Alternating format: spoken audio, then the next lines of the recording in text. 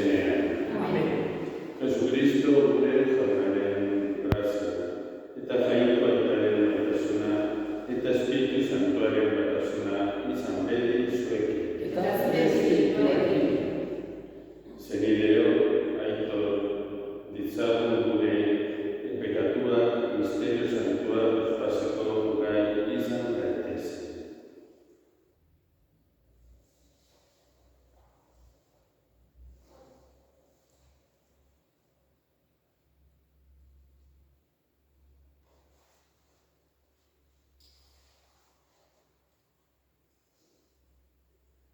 Aitortzen diot jainko guztietan zuari, eta zuei ere zenideo, bekatu egin dela horrela izteteriz, eta horregatik bai bekatari naiz, horregatik eskatzen die, horregatik egin aingeru eta santu guztiei, eta zuei ere zenideo, otoitzekin izan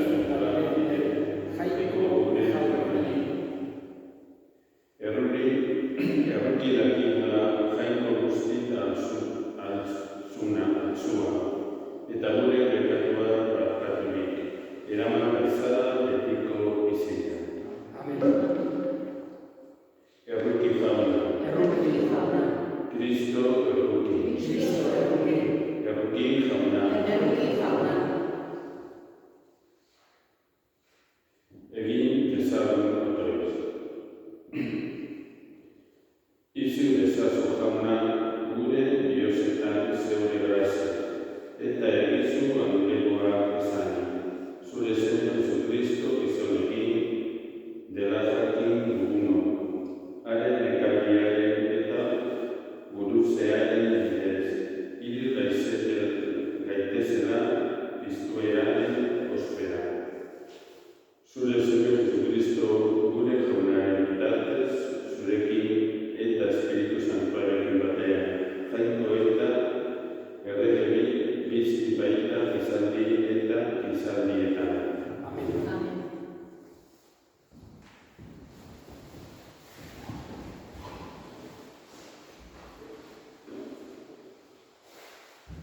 Nikea zuetaren ingurunik. Honela mintzoa jauna. Zu, Efratako beri, Judako berrizketan txikiak.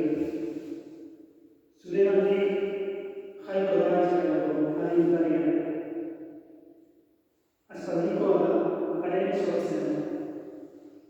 Betiereko egunetako. Horregatik utzi, egingo ditu jauna. Amakau, egin dezanete. Orduan, haren zenide ondorak. Israel, zenetan itzuliko dira. Zutiko da, eta jaunaren indarrez, lagartuko ditu. Jaunaren, bere, jaungoikoaren izena ondoraziz. Lazai biziko dira. Haundi, agertuko bai, da, lurraren mugetarain, eta hula izango da gure bakean. Jauna ezan. Kanta jaunari, luzira,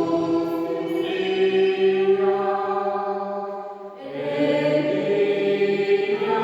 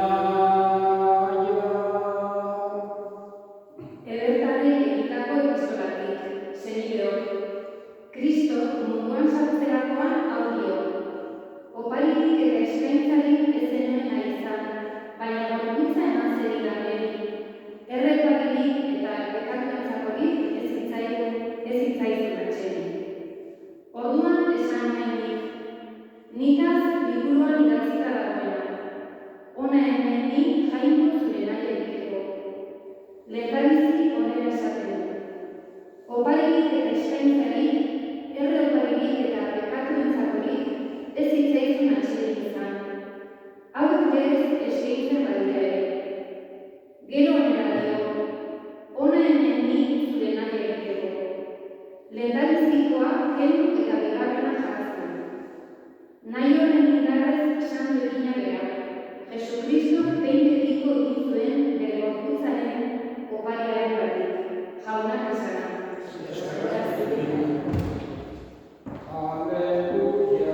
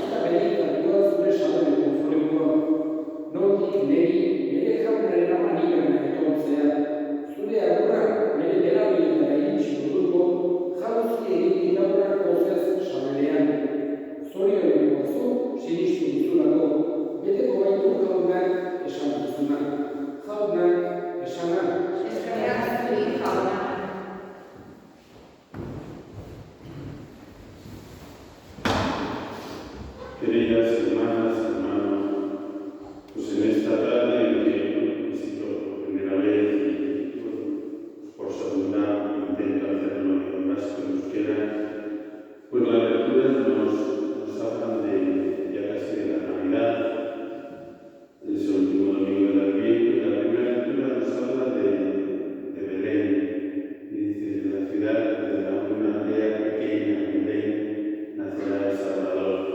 Es decir, de lo sencillo, de lo humilde, viene algo grande. A veces en nuestra vida buscamos la grandeza, lo suntuoso, lo pomposo, y aquí nos habla diciendo de lo pequeño, de lo humilde, en lo sencillo, nacerá Jesús, de la ciudad de David, de también David en Belén. Por eso que es importante que en nuestra vida, cuando busquemos a Dios, cuando busquemos el hecho religioso, lo busquemos en lo sencillo, en los pequeños signos de cada día, en los pequeños acontecimientos. Ahí está Dios. Lo buscamos en grandes procesiones, en grandes celebraciones, y a lo mejor está en lo sencillo, en lo humilde, en lo pequeño, porque desde lo pequeño y lo humilde viene la bendición del mundo. Desde lo sencillo es de donde empieza todo el camino de la salvación. Y en el Evangelio encontramos dos mujeres. Pues la mayor parte de las asambleas en las iglesias son mujeres. Pues dos mujeres son las que nos traen un poquito, pues están a Jesús, Juan, que son los que inician todo el camino de salvación. Isabel, que va a enfrentar a Juan, y María a Jesús. Vemos que María, el gesto es bonito. María, que ha recibido el anuncio de que va a ser madre, está embarazada, pero aún así lo deja todo para ir a ayudar a su prima Isabel, que va a dar a luz a Juan.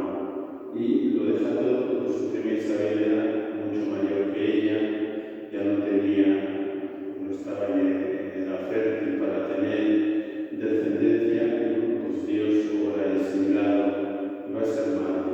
Evidentemente necesitaba mucha más atención su prima Isabel que ella misma, y lo deja todo, deja la casa, se pone al servicio de Isabel. Es decir, es capaz de proyectar la mirada, aunque ella también necesitaba, en gente que a su alrededor necesitaba más ayuda, en este caso Isabel. Y luego vemos el cántico que entre las dos hablan, ¿no? Bendita tú entre las mujeres, porque en el fondo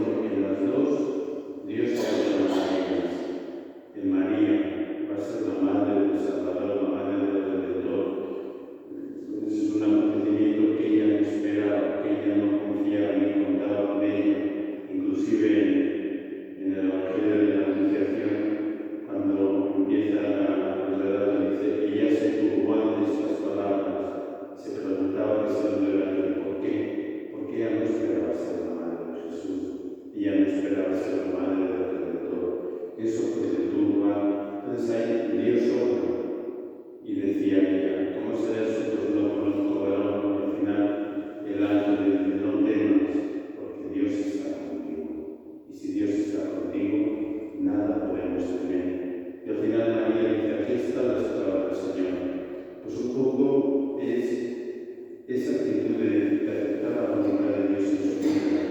Pero Dios ha obrado también maravillas. Y saber que ya se le había pasado la edad de tener hijos, inclusive con su esposo Zacarías, que estaba atendiendo el cuidado del servicio del templo, pues se queda un tiempo pues mudo, pues porque duda de Dios y porque Dios quería que Isabel fuese madre de Juan Bautista. Pues también en las dos situaciones diferentes, pero las dos situaciones difíciles, Dios obra maravillas y entre las dos pues cantan agradecidos esas maravillas que Dios ha hecho en ellas. A María por ser la madre muy joven, en Isabel por ser madre del precursor de Juan Bautista muy mayor. Las dos son tocadas por la mano de Dios y las dos al final se ponen al servicio de Dios. Es decir, confían en que Dios hará el resto. Muchas veces en nuestra vida cuestionamos, dudamos y las dos mujeres nos enseñan que si Dios está conmigo, como le dijo el ángel a María, no temas, porque has hallado gracia ante Dios, que es lo mismo que decir, no tengas miedo, que Dios está contigo. Pues las dos han hallado gracia ante Dios y las dos dan a luz. María a Jesús, Isabel a Juan. Pero en este Evangelio vemos esa acción de gracia, esa actitud de María, de ponerse al servicio, de ponerse en camino, de salir, de renunciar a su propio interés en beneficio de la persona que me necesita. Pues eso es lo que quiere ser Navidad. Navidad es nacimiento, pero Navidad es también la oportunidad de poner en el servicio. Navidad es el tiempo de ayudarnos unos a otros. Navidad es el tiempo de mirar a mi alrededor. ¿Quién me necesita?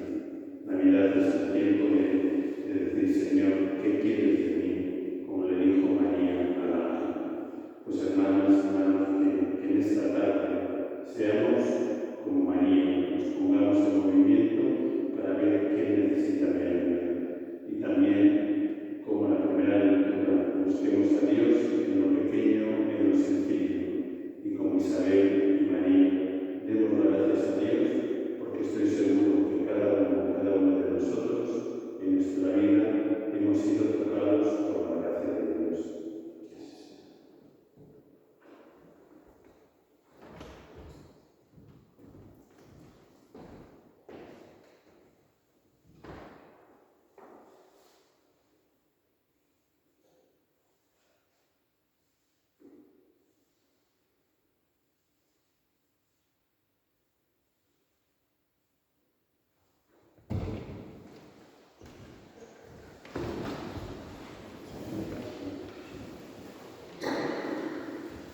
Sinistero